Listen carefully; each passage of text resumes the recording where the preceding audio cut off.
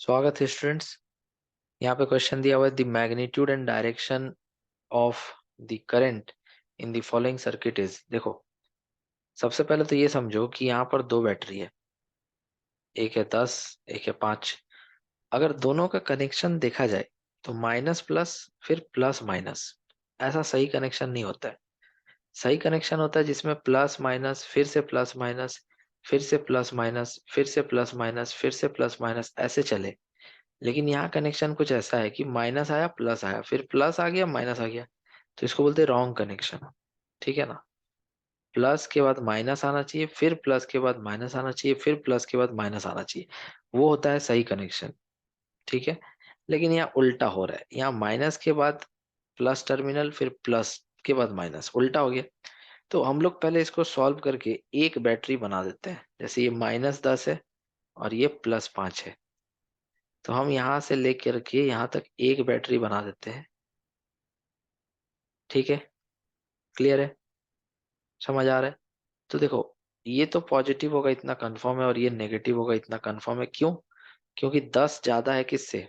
5 से। तो यहाँ का जो वैल्यू आएगा वो 10 के हिसाब से आएगा, यहाँ का जो वैल्यू आएगा वो 10 के हिसाब से आएगा, क्योंकि 10 ज्यादा है। ठीक है ना। तो अब इसका वैल्यू हो जाएगा 5 वोल्ट। समझ आया।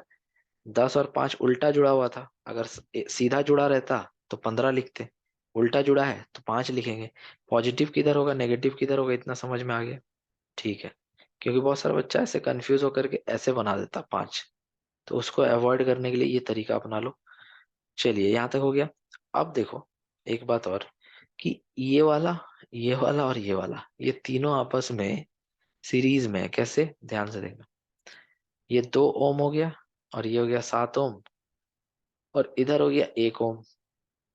तो ये 7 ओम हो गया, ये 2 ओम हो गया, और ये हो गया 1 ओम। अब कोई भी करंट मान लो इस बैटरी से निकलेगा, तो इससे भी पास होगा वही करंट, इससे भी पास होगा, और वही करंट इससे भी पास होगा। तो तीनों का तीनों किस में है? सीरीज में है। तीनों का तीनों किस में है? सीरीज में है। तो हम इसको 7 और 1 8 और 2 10, तीनों को जोड़ करके लिख सकते हैं। समझ आ रहा है। तो फाइनल डायग्राम देखो हम बनाने जा रहे हैं। फाइनल डायग्राम कुछ ऐसा आने वाला है। ये 5 वोल्ट और ये 10 ओम, पूरा कंप्लीट। और ये एंड का नाम ए था, इसका बी था, इसका सी था, और इसका डी था। ठीक है, समझ आ रहा है। चलो, तो अब current equal to total voltage by total resistance, Ohm's law.